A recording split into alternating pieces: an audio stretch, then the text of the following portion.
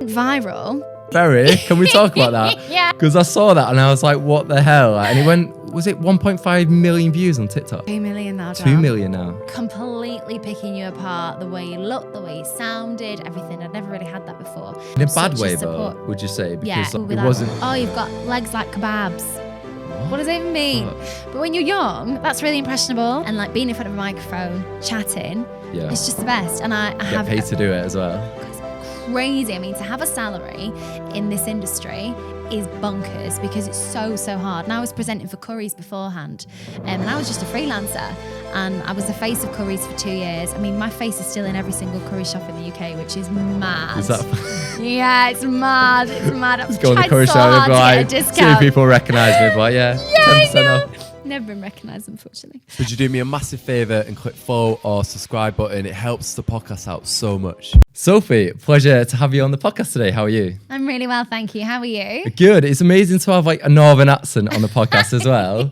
So you're from Lancaster originally? Lancashire. Yeah. Yeah, Lancaster's in Lancashire. People always say that. I They're get like, mixed you're up, from like, yeah. Lancaster, and like I'm from below Lancaster. So I see like Lancaster as like towards the Lake District. I'm a little bit further down. I'm from a place called the Ribble Valley, which is like Is that a really small town? Yeah, well, it's like a little valley like this, 2 hills and loads of little villages, and I'm from one of the villages. So I'm literally like a country bumpkin. Yeah. When did you venture out then to kind of move towards like London? I went to university first in York, which was really cool. And then from York, and then decided I was going to go to drama school. So I went to drama school in South Kensington, which was very posh. And I'm not posh. I was So like, a was bit you like the only... I found that when I moved to London, like I was literally like the only like northerner Yeah. here. And I was literally like, when you hear a northern accent now, I'm like, oh, I know that person. Like, Everywhere I go, I'm like, where are you from? yeah. Recognise your accent, where are you from? It's Do you quite see the funny, innit? difference as well? Because I find like when I go back to Manchester, everyone's like super friendly. I'm not saying like Southern is not friendly, but like for me, there is a difference. When I go back to the north, I'm like, everyone's like, why are they chatting to me? Like, this is weird. Like, No, it's true. When I first moved to London, I went into a doctor's surgery and I was like, hi, are you all right? And she was like, why are you asking me if I'm okay? And I was like, oh, it's just a turn of phrase. It's just, you're right. It just means hi.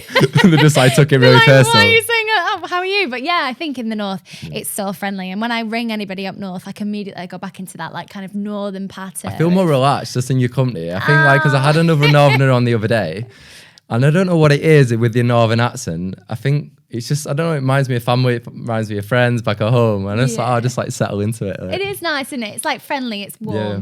And I think also you have that, like, my fiance calls it the Northern Network. Yeah. Like, I'm sure if we spoke, Dan, for a little bit longer about like who we know, we'd have a mutual Yeah, connection. it's like that somewhere. 6th degree of like separation. Yeah. We jumped straight into it. But for the listeners, could you do like a little introduction to yourself and like where you're from and what you do? So I'm Sophie. I am a radio presenter and producer. I work in Made in Kent Radio at the moment, which is amazing. It's in Kent, and I kind of like look after the presenters, and I also have a show on there Monday to Friday, 1 till 5, which is really cool. I interview lots of local businesses, and I also interview lots of artists. I am originally from the north, which is really fun. I've got a little cat called Jeff, lovely fiance called Ben. Just bought our first house. So yeah, I'm trying to think of like a fun fact about me that's kind of random that would let people When into someone my asks me personality. that, I feel like I'm on the spot and I'm like, Yeah. I never know what to say. Like, I went viral.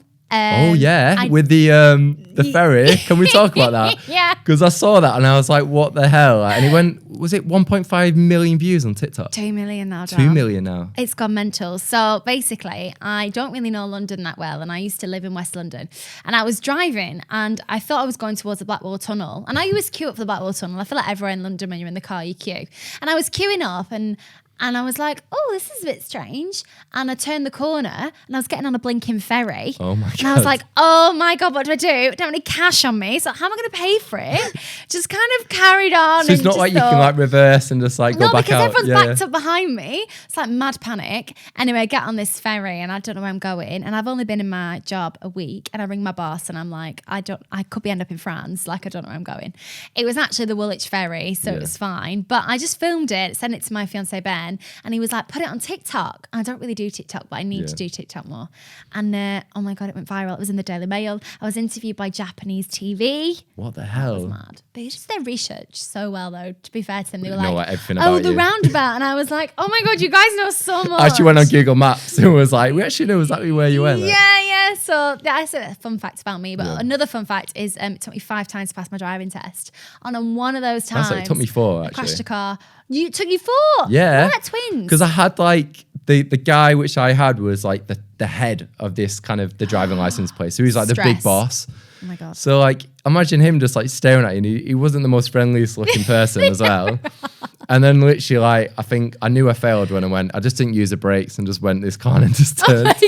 And I could see his foot like hovering over the brake pedal and I was like, that's me, done, I'm finished. Like, That is hilarious. Yeah, no, I feel you. Where did you do your driving test? back in Bolton, yeah. In Bolton.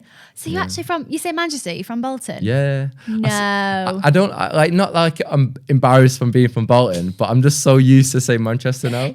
Bolton is Yeah. not Manchester. I don't I know. know, I yeah. spent so many years at the Bolton Octagon. Like Oh, really? every single school trip was the Bolton Octagon. What's the Bolton Octagon? I don't even know what that The is. theatre in Bolton. I've never been to The the theatre. Octagon. No, It's I've been in to the the shape of an Lowry octagon. in Oh, yeah, the Lowry. Salford, but yeah. Yeah. Oh, you're from Bolton? Yeah. I know Bolton very well. Yeah. You've got friends there as well? I have one friend in Bolton, yeah. There you go, eh? Yeah, see, I knew we'd know someone because the Northern network is strong. Yeah, everyone knows everyone. Yeah, nobody Yeah. does it like the Northerners. Yeah. I was going to ask you about, like, I thought it'd be great to kind of delve into, like, your upbringing and kind of your story with family. So you got 2 brothers. I've got 2 brothers. They're very similar or very different to you? Very different. They're very academic. Yeah. They're into their academia. One of them's a consultant. Another one has like a really like amazing like academic job. And I'm very different to them. When we sit around the table and we're having tea, not dinner.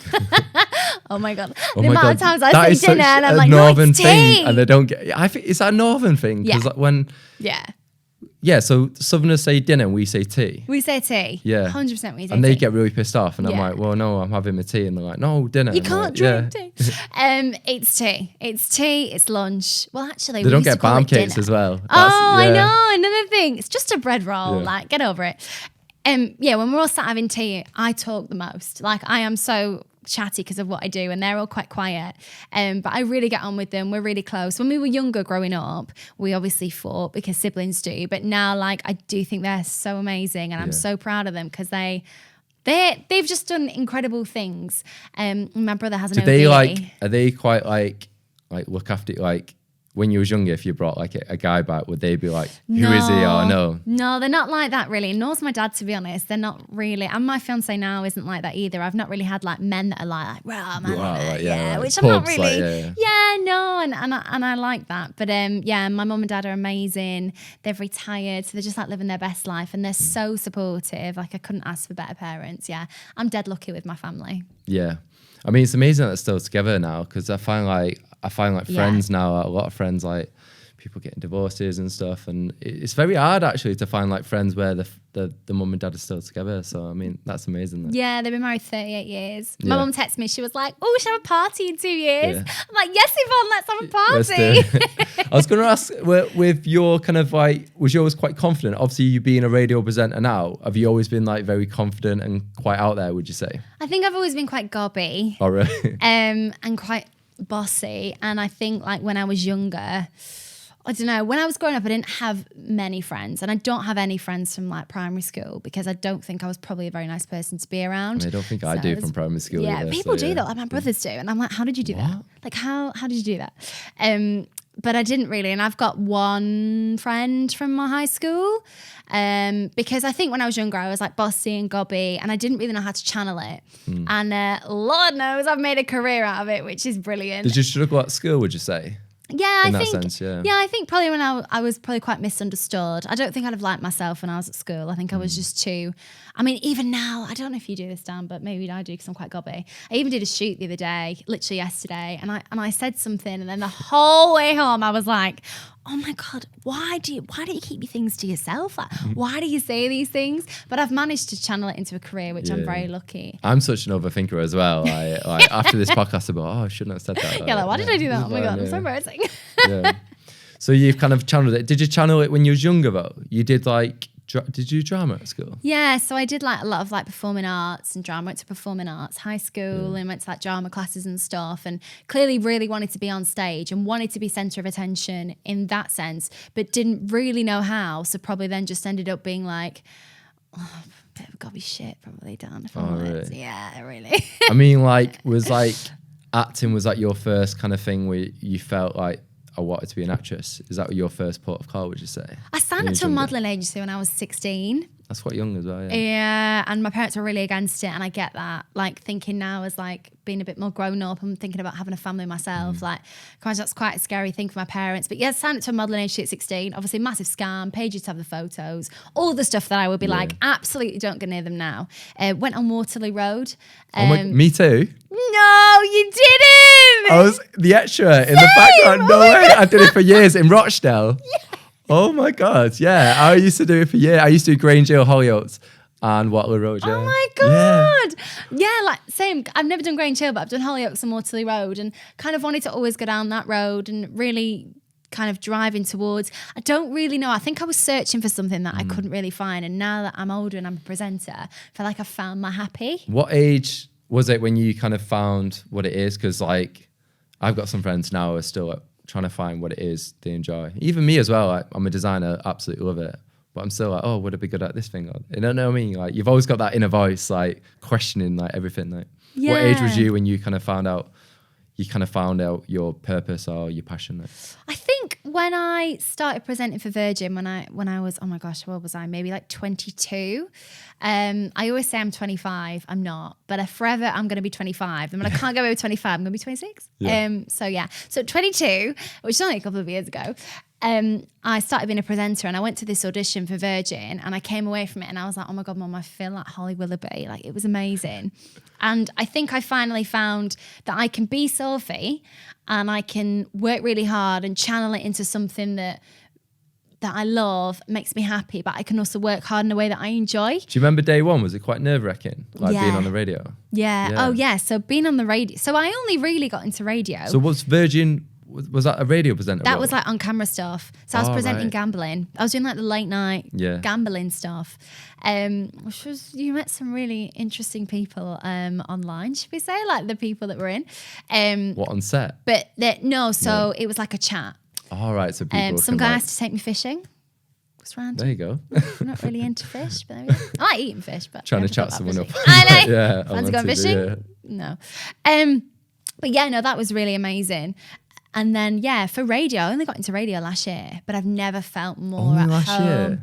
Yeah, I've never felt more at home. Because I saw your clips and I was like, looks like you've been doing it like years. Like, you seem so natural and like interview so many different people. I found my happy. Yeah. I've absolutely found like what makes me tick, and like being in front of a microphone, chatting. Yeah. It's just the best. And I get paid to do it as well. Oh God, it's crazy. I mean, to have a salary in this industry is bonkers because it's so hard. And I was presenting for Curry's beforehand, and I was just a freelancer, and I was the face of Curry's for 2 years. I mean, my face is still in every single curry shop in the UK, which is mad. Is that yeah, it's mad. It's mad. I've go on the curry shop and like, see if people recognise me, but yeah 10% off. Never been recognised, unfortunately.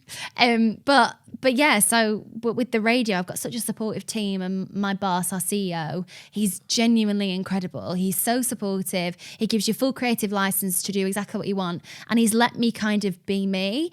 And one of I'd say he's like, what would you call him? He's like a big producer, like head producer. He's also done the same, and they just fill you with so much confidence. Yeah. I'm so lucky to work where I work, and it's gonna help me so much. Like in my what does your day-to-day look like then? My day-to-day, so get into the studio, sort through my emails, which are normally sorting out artists. Coffee in the morning. Yeah. Because if I have too much coffee, I can't sleep. I actually gave up coffee in lockdown as well. I have one a day now. That's it. Yeah, same. I have one in the morning. Okay, I've actually started having two. No, I have two. I have one in the morning, one in the afternoon. Don't judge me. So like sort through my emails, sort out artists. I've started interviewing artists. My biggest thing I ever did, which was amazing a couple of weeks ago, I interviewed Claire from Steps. Oh, wow. I was like, oh my God. so nervous. I could hear myself in the interview like going, I was like jumbling up my words. Yeah. But that was just incredible interviewing her. So yeah, sort through all that and then take my lunch, which is lovely. Go for a little walk. And then I do my show. So I've got a 4-hour live show where I interview local businesses and stuff. Is it in the afternoon? In the afternoon, 1 till 5. Yeah. It's amazing. It's a real dream. What was first day like being on live air? Like, I was going to say live TV, but like... like live radio. Yeah. So I have a 4-hour... Is it nerve-wracking? 4-hour show, and I was covering my boss's 4-hour show. It used to be his. And it was like amazing. Is it like a script, like, which you follow? No, so it's just... Do you have to learn to DJ as well? Oh, because that's this year. So I'm learning to DJ. So I hosted my first black tie event last Thursday, which was incredible. Yeah. I was supposed to be DJing at it, but I was supposed to have like 2 months of notice. And then my boss was like, oh, probably not going to buy the decks. And I was like, cool. And then 2 days before the event, he sent me a message and he was like, DJ Sophie, lol. And he bought these decks. Oh my God. And I was like, oh my God, are you mad? It's like typical him. He's just brilliant. Last minute, and he was like, but I didn't end up doing it because they're very complicated. But DJing is going to be like my next thing. I want to I like DJing Ibiza. How's it then on like radio? Like, is it quite straightforward then? Yeah. I mean, it's more straightforward than people think. It's just like a system and you get all your songs and you just choose where you speak and you probably Do you choose the songs? Are they already chosen? They're already chosen. We have an amazing music guy called Nigel. And so you couldn't just like slip in one of your favorites. I do slip. I would definitely do that. Like $1 million Whitney Houston, $1 million bill. Like, to be honest, if I'm talking about something and it becomes relevant, then I do pop a song in. Yeah. But most of the time it's all chosen for me. But my show's like noughties, 90s, and like chart and fresh music. So the music's brilliant. You'd love it. I'll send you the link. Yeah, do it. I mean, how was it like interviewing people? Like, I think we've kind of spoke off camera, like having the northern accent makes people feel at ease, I think, in some ways. But I mean, how is it getting people to like open up? Have you had like experiences where some people are quite closed off and it's quite hard to get like information out of them? Yeah, I feel like I talk to people off air a lot and I kind of make them feel comfortable, but I don't ask them anything about their jobs because then I feel like when you get on air, you're asking double questions. I don't know if you ever find that you've already asked a question and you have to re-ask it on the podcast. Right, and you're like, this feels a little bit disingenuous. So for me, I try and like talk to them about what they have for their tea, what they have for their lunch, have they been on a walk that morning, like what are you doing? And it kind of warms people up. But I've always found like people open up to me. I don't know why. I remember I was working in Selfridges in lockdown and this girl, I was working with her for like 2 weeks and she told me she was pregnant. And she was like, I haven't told anyone else, Sophie, I've just told you. And I feel like that a lot. I'm like, why do people tell me things? This happened to me once. Like, it's happened a few times where people just like open up as well. Yeah. I think like having a podcast as well. Yeah. I think I think you're a better listener sometimes. I find like, I mean, I don't think my girlfriend would say that, but like, I feel like around other people, like, I think, just having a podcast, like, I find as well, like when I'm interviewing someone, not everyone, but most people, it's like you're opening doors and you're trying to see what opens them up as well, to find that common ground. Because I remember one interview and it was so difficult. I'm not going to say who it is, but like I was asking all these questions and done so much research. And like I run out of notes like 20 minutes in and I'm like, oh my God, like this is an hour podcast. Like I've been there. How am I going to stretch this out? And then I just got onto one thing and then she opened up and then she kind of eased in. But like sometimes it's really difficult. I do that every podcast. I'm like, how am I going to talk to this person for an hour? Every guest I've had on, I've done like 90 now. Yeah, like over 90. That's amazing. And I think like every time like, there's no way I can speak for an hour. Yeah. But then you end up or you run out of questions. But I don't know how you feel, but like I used to do like write preset questions, but I don't do that anymore. No, I just do research. To. Yeah. And now I don't anymore. You changed from that, Yeah. I prefer to just kind of like feel in the moment and like ask questions that kind of feel relevant and let it kind of flow. Because I think also it's nice to listen to as a listener when it's more like a conversation rather than like a regimented. And also... And I knew this podcast was going to be so conversational as well. I talk for England, I really do. But I think also like if you're interviewing someone and you just ask a question that's not relevant, it looks like you're not listening. But if you talk to someone and you actually take what they're saying and you ask a question from what they've said, I think it seems a lot more genuine. You're more engaged as well, because I find that when I was like previously like had these preset questions, I'd be like looking at my phone or looking down and then you're not really engaged with what they're saying. Whereas now like, I've got like bullet points and like we've not spoke about this, so we can like get into that. Yeah. You kind of spoke about when you set up an Instagram page Did it grow quite fast then, as soon as you became like doing like radio? Yeah, so I started my Instagram page when I was at Virgin, which was like on camera stuff. So before I got into radio, and I just was watching what was happening in kind of the industry and people working, and Instagram was growing massively, and people were working because they were working on Instagram. So I was like, this is a game and I need to play this game. I need to play this social media game. So I started growing my Instagram tenfold. I was just like posting every single day. I was posting stories. I was engaging with people. I mean, people were getting like apps to do it for them, and I was like, no, I'm gonna just like comment on people's and just building rapport with people. And was in these influencer groups and just trying really, really hard. And yeah, I think in my industry, definitely. I mean, I've been at jobs and they're like, so how old are you? What's your name? Where are you from? How many Instagram followers have you got? Oh, really? That's what they want to know. It's free advertising. It's kind of like your portfolio in some ways as well. Yeah. And it used to be a lot different. It used to be more like posting pictures in free clothes that I was getting and stuff. Yeah. Now it's a lot more like lifestyle, a lot more presenting. Like I want you to be able to now like go onto my Instagram and see who Sophie is. Obviously that is like a small snapshot of my life. Like it doesn't give you yesterday I was driving to a job and I was stuck in traffic, so I had a panic attack. Like that doesn't give you like the real Sophie, but it gives you like, I want my Instagram to come across like really warm, and I want people to think that they can message me and build a relationship with me, not like standoffish and I'm too cool for this because I'm the least cool person going. I was going to post a picture. I've just started the channel. Have you seen that on Instagram? Oh my God, what are all these notifications that are coming up? So this is like a new thing now where it's like, it's kind of like a DM but with all your followers. So they can follow your channel. Whoa. So I did one today. I have got your notification actually. Like, oh, did you? Yeah, I did. It came up. And yeah, you can just be like, hey, this is like behind the scenes. So like afterwards we could do like a quick Instagram story and be like, we've just finished a podcast. So, and it's just for the broadcast channel. Yeah. So interesting. So they get like, they feel like they're on this kind of like journey with you. So it's kind of like DMs. It's kind of based on like, have you heard of like, I think it's called Telegraph or Telegram? Telegram? Yeah. Is that an app? It's like WhatsApp for Europe. It's basically like that, but for Instagram. Oh, okay. Well, I think it's quite cool. I think it's quite good. You do like cheeky giveaways. Or, there's always something, isn't there? There's always something to keep up with. Non-stop though, isn't it? It's just like, didn't Instagram bring out the new like Twitter thing the other day? Oh. Threads.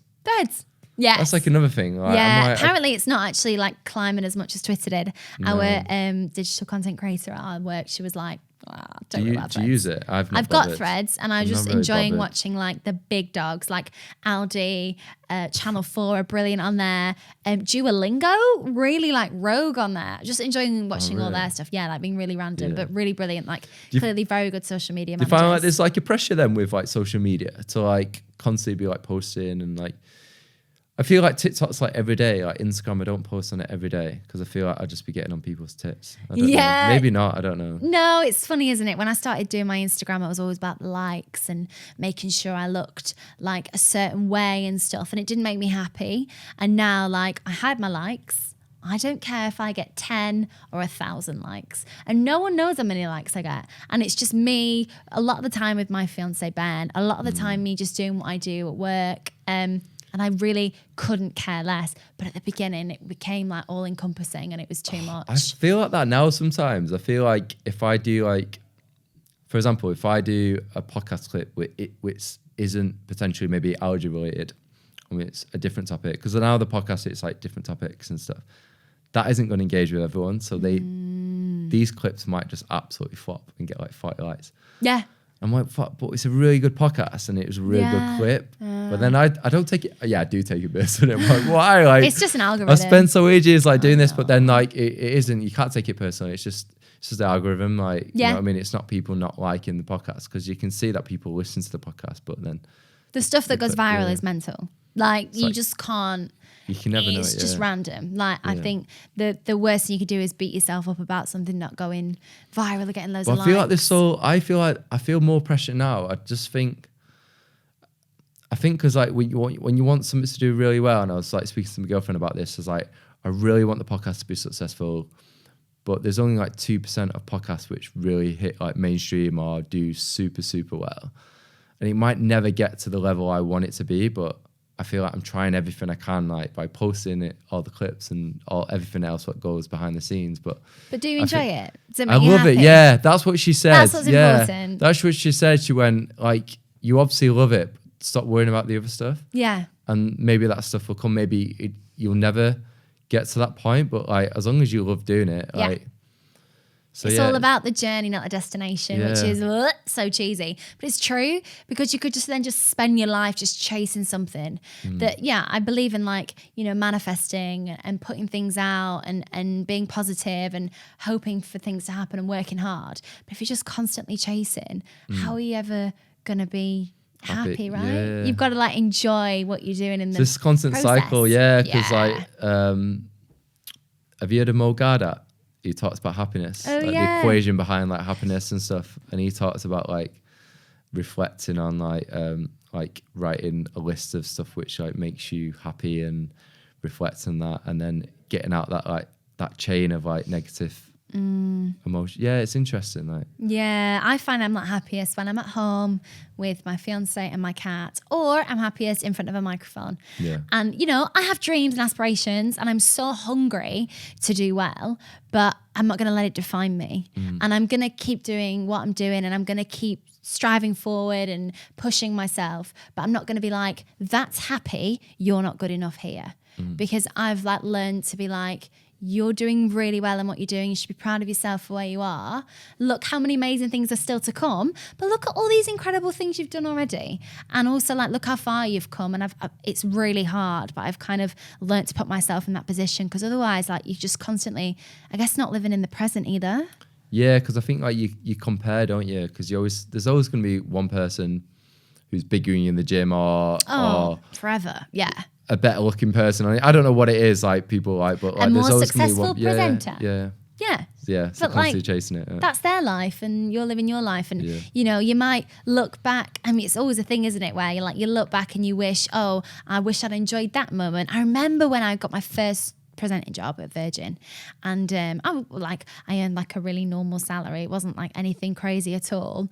And I didn't spend any money. I didn't enjoy my money because I was so frightened that I was going to lose this money. And then when I did lose the money and we all got made redundant, moved back in with my parents, I was like, I had no idea that I actually had a little bit of cash spare. So then I said to myself, when I get my next job and I'm earning money again, I'm going to enjoy it. And now I'm better at like enjoying it. Because otherwise you just look back and be like, oh, why didn't I do that thing when I had that? You know, you might lose people in your life. Like you might not have your parents, and you might be like, oh, why didn't I enjoy that rather than constantly striving forward? Yeah, and life experiences are so much more important than like the amount of money you've got in your bank account. Because like you'll be saving for the rest of life, but if you've got nothing to like show like in terms of like experiences, then it's just like exactly a bit like a lost cause. Then in that way. Yeah, I know you spoke about, you know, when we had the phone call, when you set up your social media and you was getting like sent free stuff. I was really surprised, like the kind of reaction to like the people around you at the time, mate. Yeah, it's funny. So we were all kind of working together, and there was a lot of us, and it was like a pressure cooker in this environment when we were working. And I was kind of trying to grow my Instagram, and I was getting sent free stuff. I was collaborating with brands like I Saw It First, and at that time they were sponsoring Love Island, and I was like, oh my God, like this is amazing. And the reaction I got wasn't a pleasant one, and I think it's such a competitive industry, the industry that I'm in. It's so competitive, and there's so much, everybody wants to be the best. And I'm not really like that. I'm just kind of on my own journey. And I really didn't understand why people weren't happy for me, I guess. I remember getting like sent some stuff, and I was like, oh wow, I got this sports bra sent to me. And this person was like, oh, from your fans? And I was like, no. Like, so it's just interesting. But like for me, like in the past, and that's like gone, and I lost friends because of it. But were they true friends? If they were so bothered about like not being able to differentiate me, Sophie, this like northern, bubbly, silly, very down to earth person, to this like Instagram where I was striving and trying to do something and trying to build a business essentially, and they couldn't differentiate, so then it didn't work. But all my friends that I've had since I was, you know, younger, like my best friends, they're still my best friends. Are they from like From the north. High school, yeah. Oh, Yeah, like, apart from the girl that you met today. I know, yeah. So, side note, behind the curtain, me and Dan went for a drink before the podcast, and we were with my lovely best friend Laura, and you met her, and she's also celiac, which is why I'm here. So yeah, she's one of my best friends. Then my couple of best friends up north, or 3 other girls, and like they just know me for me, and they know me as the person that is like really daft and not this like Instagram influencer, because it's mad, isn't it? even I is remember that? there's a girl in one of my jobs, and she was like an Instagram influencer kind of thing, and it's like 2 different people. Like you wouldn't, if you see the pictures and then she walked past you, you wouldn't know it was her. It's just an online persona, isn't it? It's crazy. It's just a business. But I think it's just more. It was more to do with. I think sometimes some of these influencers, like they've came from money, so they portray a lifestyle, but it's not their money. It's like family money. Parents' money, family money. I think it's different, because like you're not actually thriving to like help people, or you're not having like a purpose out there. Like you could be like helping people with the amount of followers, but it's more like, oh, look how nice I look in my bikini, or look at this really fancy holiday I've been on, and it's just like doesn't make people feel good. Yeah, that's what I mean. You could actually be using that platform. Anyway, I'm going. No, I agree. Yeah. And actually in lockdown, I was still getting sent all these clothes, and I was taking pictures in these clothes, and I had no job. I was living with my parents, and I was so sad. And I archived my Instagram because it felt so contrived that I was like, oh, look at me drinking wine in this really nice jumpsuit. Oh, but actually I'm like crying at night because I have a job and I'm living with my parents at 24, and I had a amazing house and everything with my fiance, but I lost it all because this industry is so fickle, and as soon as they don't want you anymore, they don't want you anymore, and then it's gone. But then when I started working again and I felt like what I was portraying was real, then I brought my Instagram back. Yeah. So it is funny, and I also unfollowed all the people that didn't make me feel good. Yeah, because it's your echo chamber, it's your Instagram, it's because you your see it every day and you're feed. like scrolling through. Like I think only I've follow like the half people. Of the people. Yeah, only follow the people that make you feel good. And if you don't want to offend someone, just mute them. You don't have to unfollow them, because that's quite harsh. So you can just mute them and they'd never know. And at the end of the day, it's on your phone. It's so in your face, and it's going to be there for you to see every day. Follow the people that make you feel good. And if they don't make you feel good, just swipe past just it. Yeah, gone. Mute. Yeah. I was going to ask, it'd be great, obviously, to kind of talk about obviously being celiac, because a lot of the guests I've had on, they found out later on in life, but you found out when you was 2. I was 2. That is mad. Yeah, so my mum thought I was quite ill. I had a really big tummy and really skinny arms, and she was like, why does my child look weird? No, like she couldn't work out what was wrong with me. And I had loads of tests, and apparently it was either cystic fibrosis or celiac. And my mum was so, obviously, and my dad was so like distraught. They didn't know what was wrong with me. And then they got the celiac diagnosis, and it was probably a bit of a breath of fresh air for them, because they were like, oh wow, I know what it is. But the first time my mum went shopping to buy gluten-free food in the 90s, she said she came back with a bottle of bleach and a chicken. Like, she had absolutely no idea what to feed me. She didn't know what to get. Yeah, and I think it's come on so far. But it does mean, because I was diagnosed at 2, that I've never known any different. So when people are like, I don't know if you find this, right, having analogy, of course, when people are like, oh, like, no, it's fine, don't worry that you've got an allergy. Like, is it different though? Is your bread weird? Oh, but you can get gluten-free pizza now, like isn't it? But it's never going to be the same. And you're like, oh, right. Like, I think for me, it was always like, they feel like you could just like never eat chocolate. I was like, no, I have chocolate all the time. Yeah, there's loads of chocolate which is like nut-free. Exactly. Yeah, they're like, oh, you've never where had do this. you eat out? Like, I'm like, no, I eat out, but just like no Indians or Chinese. I'm like, just careful, because I know. But it is funny. But yeah, because I've had it since I was 2. I've never known any different. So it is literally my life. But I hide away from it. I was going to ask you that. Did you feel like embarrassed then to kind of speak up about it? For example, if you're like in a restaurant. Oh yeah, like. Oh really? When I've really vivid memories from being quite young, and everyone around me at a birthday party's got like pizza and hot dogs and all this fun food, and I had a jacket potato, cheese and beans. Or we'd have like a Christmas party at primary school, and everyone had this amazing Christmas food, and I'd have my own plate with cling film on it, and I didn't understand why. And now, even as an adult, I'm like, I think what it has done is made me in that sense not want to be different, because for so long I stood out of my allergy. Like I really hated it and still do. Like I think it's really amazing that you're empowering people on this podcast about their allergy. It's something I definitely still struggle with. Like I can't lie to you that I hide away from it if I can. Oh, really? And it's a side of my personality that is very shy, very introverted. It's mad that, because you wouldn't think that as well. Like you being like a radio presenter and being like quite confident and quite out there. Then obviously when you get into a restaurant environment where you've got to bring it up, you're a bit like, oh. Even like I did a shoot the other day, and one of the games on the shoot was a pasta game. You had to pick up pasta with a straw. And I read this script and I was like, oh God, I can't do this. I've got this really bad allergy to gluten. I'm celiac. I can't like have pasta in my mouth. What if the straw? Massive panic, loads of tears, didn't know what to do. And Ben, my fiance, was like, you know, you can tell them like you are worth it. You're worthy. And I was like, yeah, you're right, I can. And the producer was so lovely and so supportive. But I just really struggle. And even like going and doing jobs and when they're like, oh, and they order food, I'm like, the job I do at the moment, and I present for Gala Bingo. And whenever we get food, we get poke bowl. Great. Poke bowl's amazing. Always says gluten-free, amazing. The fear I would have if they were like, we're changing what we're having. In fact, the other day they brought in those sandwiches and crisps. And I was just like, oh. And I just like stood there and they were like, help yourself. And I was like, thank you.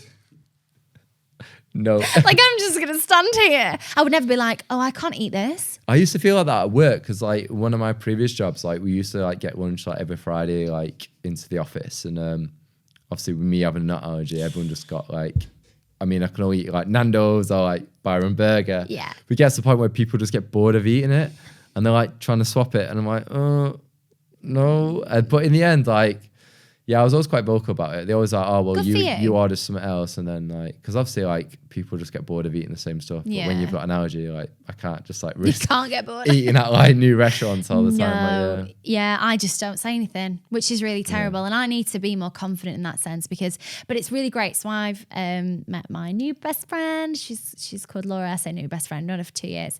And she's amazing. And because she's celiac as well, you met her tonight when we went for a drink. I feel less shy and more confident. So when we go out, I'm happy she's to quite be confident like, when she seems quite confident. Yeah. I mean, she says she's celiac, and when they say, do you have any allergies? I'm like, oh, yeah. Don't know. It just fills me with dread, and I think probably I need to get therapy about it, to why it makes me feel like that. But it definitely stems from like being at parties and everyone has. It's probably because you've got it so young as well. So you know what I mean? Like you've I'm so different. Grown up. I've always been quite confident. Me, I'm quite That's like great. because otherwise it'll kill me. I'm like really straight to a point. And there's one time where I went into one restaurant and basically they gave me an allergy menu, but I thought I'd just check on my phone, just like cross-check it. For whatever reason, this doesn't really happen. I cross-checked it because it was like different styles or whatever. And it had may contain, but it didn't say it on the menu. So when I went over, I said to the woman, I was like, look, it's got may contain peanuts, but it's not on the actual allergy menu. And she was like, oh, it's only traces. And I actually like saw red and I was like, you could have killed me. Like, no, like traces is like so bad. Like that can like kill me. Yeah. And then I was like, oh, I'll speak to your manager. Yeah. So then spoke to the manager and he like settled it and stuff. But it's mad. Some people just don't quite get it. I've had rows of people. But if you work in a restaurant, you need to know like the severities of it. Yeah. People don't know, and I've definitely had the same thing where I've been like, I mean, I was actually at a restaurant last night and I was looking at a menu of a different restaurant walking along and it said low gluten. What on earth is low gluten?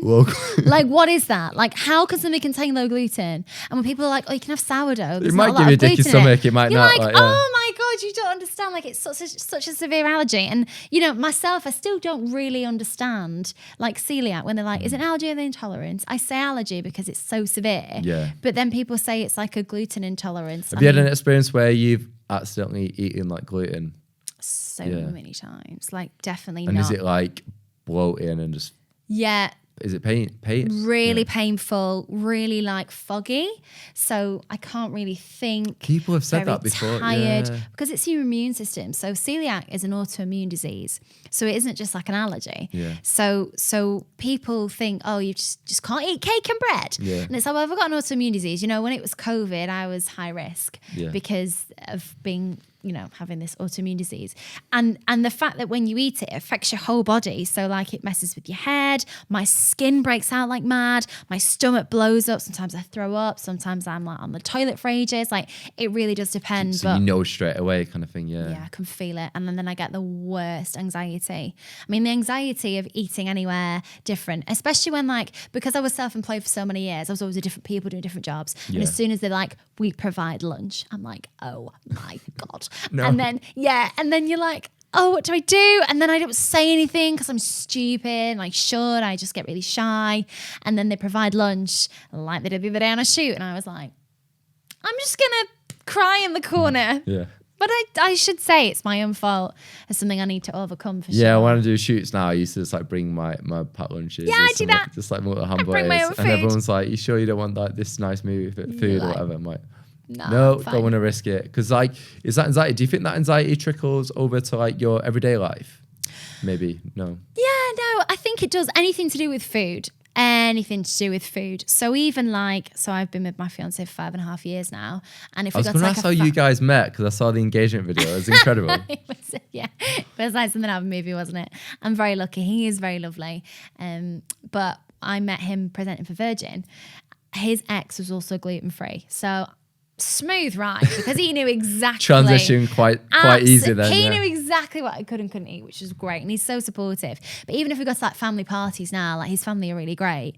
But I'm always like, can you just go into the kitchen or can you just double check? I would never. I would never go into the kitchen myself and be like, has that got gluten in? Can I eat that? And when they're like, this is a separate plate for you, I'm like, oh no. I always go in that kitchen. I was like, where's the packaging? Even my girlfriend's family, say if we do a Sunday roast on a Sunday and they might do couscous or they might do different rice and I'm always like, oh, can I see the packaging? And she's like, Dan, I've checked it. I was like, no, I just need to see it. You need to check it. I need to see it because then it releases my anxiety goes down then. Yeah. I get the anxiety though of bringing it up. Yeah. I don't like being difficult. I don't like being a problem. And I know it's not a problem and it's not difficult because it's an allergy and I literally can't help it. It's an autoimmune disease. Yeah. It just fills me with so much dread. And even the thought of going in somewhere and being like, sorry, can I just check? A restaurant's quite good, scary. would you find? Are they more understanding now? Yeah, on the whole, I think people are definitely better than when I was younger. I've had experiences though when they've been like, yeah, it's gluten-free. I think I was somewhere the other day and I was like, is this gluten-free? They're like, yes. Oh, yes. I went for a roast dinner and I was like, is this gluten-free? Yes, you just can't have the Yorkshire pudding. Great. Yeah. So I'll roast out the Yorkshire pudding. Is the gravy gluten-free? Yes, fine. Went away, came back, brought it with the Yorkshire pudding. I was like, excuse me, it's got Yorkshire pudding on it. You're going to have to change the whole plate because I've got a severe allergy. And they were like, okay, took it away, brought it back. And then I was like, cauliflower cheese, maybe bechamel sauce, maybe flour. I was like, excuse me, is this... Oh, sorry. And I'm like, dude. Back and forth. He's trying to kill me. And then my parents, and they're eating this lovely roast and I've got to sit there and wait while they make me a brand new roast dinner and fills me with dread. If I'd really just love to eat round the cauliflower cheese. That's really terrible. Obviously, you got diagnosed at 2. Do you have to do tests later on in life to still see how severe it is? So I had checkups at the hospital for a good few years. I think till I was 16, then they signed me off. But I was actually watching Morgan's stories. Amazing. You interviewed her, didn't you? She's amazing. Amazing. Such a champion for being celiac. And she was kind of fighting with the GP about getting regular celiac checkups. I'm going to do the same because I haven't had a checkup since I was 16. My insides, God knows.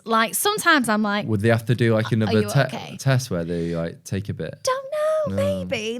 I just think what they used to do when I was younger is used to feel my stomach, weigh me. That was it. That was it. Yes, I'm very thorough. When I had an allergy, it was just blood test when I was a kid. I had one. See, I need to go for another allergy test because I've not had one since I was 18. Are you supposed to do reoccurring ones? Well, they say if you still got a severe allergy at 18, you're gonna have it for the rest of your life. Well, yeah, and that's what I think with celiac, so I've not all that stuff. Yeah, I don't know what would happen if I went for a test now. I think probably they'd still say I was celiac, but who knows if it changes when you get older. Like I say, I don't know enough about it because I shy away from it, which I shouldn't do. After this podcast, you're gonna be I'm gonna be more of a champion for it. But yeah, it just fills me with dread. I want to ask about your kind of mental health and stuff, during lockdown. Is that something you kind of experienced at any point in life? Yeah, I think I definitely suffered with really bad anxiety when I first started my job at Virgin, because I was like thrust into being on camera, being really made up, beautiful dresses, hair done, makeup done. Like, Did they spent do all my that life- as well? Yeah. Yeah, they gave us our makeup and they gave us our dresses. And I was like thrust into this like limelight where everyone was really picking you apart. Completely picking you apart, the way you looked, the way you sounded, everything. I'd never really had that before because I come In from a bad such way, support. though, would you say? Yeah, Because like, yeah. which yeah, People will be it like, wasn't. oh, you've yeah. got legs like kebabs. What What does that even mean? Fuck. But when you're young, that's really impressionable. Yeah, So then I had a big like mental health that's awful. though, is it? situation. Yeah, I was signed off work with stress. I had CBT because I would be on camera. I'd forget how to breathe. I would hit myself in the face to try and get myself on camera, presenting for Virgin. Yeah. I'd then get severe like vertigo and almost like fall off the sofa because I think I was going to fall. My head was there was something not right. And I had CBT. And that's because of like the way people kind of like treated Yeah. you and like what they were saying. Like, Yeah, and also being around like people that just always wanted to be skinnier and nose jobs and lips and I was just like, I'm from like a tiny little village up north. I'm not really in this world, and I just found it really, and social media as well. So it's like day and night compared to and the where messages you I was were- getting on social yeah. media and like being like really sent awful pictures, and it was just like a whole new world, and I was thrust into it too quickly, I think. But So now you I've was like like come to 24 learn. when you. It's 22 when I started, which is yeah, quite really young, young, really. And then it hasn't really come back. But I think the anxiety that I get from having celiac disease is something that I probably need to work on personally, because it just makes me feel so scared. Scared is the word. To just kind of start that conversation. Yeah. Because my anxiety is like awful at the minute. I had fish and chips the other day. I had like a full-on panic attack because I thought I was having an allergic reaction. Oh, it's so hard. So it's just like constantly like battling with them thoughts and be like, is it allergic reaction? Is it not? Because when I get nervous anyway, I get a red rash on my neck. So then it makes it even like harder then to like distinguish, Yeah. is it reaction? Is it not? So No, it's funny, and I like, is it definitely gluten free? Eat it. Oh, my tummy feels weird. Oh no. And then anxiety. It's like, no, you've got to trust it. But how can you trust people when in restaurant situations and food situations, they always let you down? I mean, there are some amazing restaurants out there that you eat at and you feel like totally safe, and then you pull like a wild card and you see it online and they're like, yeah, it's fine. And then you go and it's not. And you're like, I went to an amazing fish and chip restaurant last night that was like fully gluten free, and I could eat everything. And I had my first ever Spoil Scotch yourself. egg. Oh and my I was God. like, oh my God, Scotch egg. I love a Scotch egg. Mate, yeah. never had one last night. Scotch egg and Unreal. butter. Felt so comfortable. Gluten-free beer, like it makes all the difference. And I think actually as well, having supportive people around you that understand. What is so nice for me now is one of my best friends, her fiance's dad is gluten-free. So I just feel so comfortable being there because she understands. Yeah. But I still have people that are like, can you have cheese? Yeah. Can you have potatoes? Yeah. You can have sourdough, can't you? But it's low gluten. What does that mean? What does that mean? What's next for then, Sophie, on your journey, obviously from broadcasting? What's your kind of next goals in mind? Like, I saw Family you time. painting the kitchen cupboard. Oh my God, so many people are giving me so much shit for that. Like, Oh, really? I just decided I one think it's because you did half the day- job. You come back and then like when you like turn the camera over, like some like was like white and some was like still like wood. He literally made a video out of it because he was like, "You've painted half the kitchen." And I was like, Yeah. I couldn't get the little knobs off, but instead, Dan, I just painted around them, and I didn't take the cupboards off when I painted them. Yeah. That's just very me. I'm very slapdash, and I just Yeah. do stuff. But yeah, just Impulsive. continuing. Yeah. Oh my God, very. Just to continue in like being happy and spend lots of time with my friends and enjoying and feeling so bloody lucky to do what I do as a career every single day. That is my future. Just keeping. Sounds like such a good career. I love it. I do it at my own time.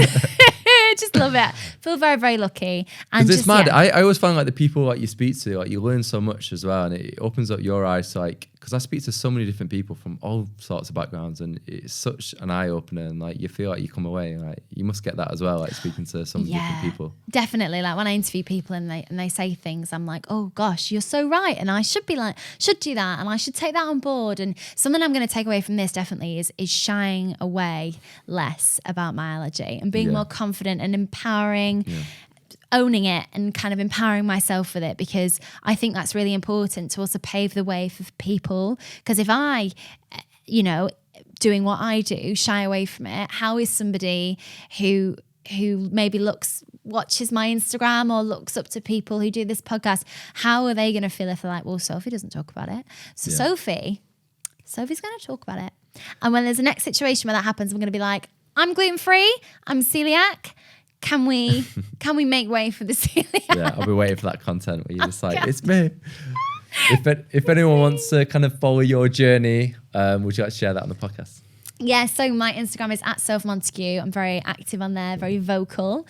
And my TikTok is @Sophie Montague as well. And I'm trying to be better on TikTok. God, it's hard. I mean, you got 2 million views. You're not doing bad. So. I know, yeah, on one of my videos. Yeah, crazy. But I'm trying to better on Instagram, on TikTok, just doing stuff. But definitely my Instagram, if you want to follow me, then come and say hello. Always slide into my DMs. And I'm always posting gluten-free finds on Celiacs Eat Out Too on Facebook. And Chinese, there's a group for like, because you can't get any good gluten-free Chinese food. Oh, but there is a couple. And I have posted them on this Chinese restaurants gluten-free on Facebook. But it's really good. Yeah. Anyway, it's been a pleasure to have you on the podcast and actually finally meet in person as well. So it's been great to have you on to kind of share your story. Thank you so much. Such a pleasure. Thank you so much. Thank you.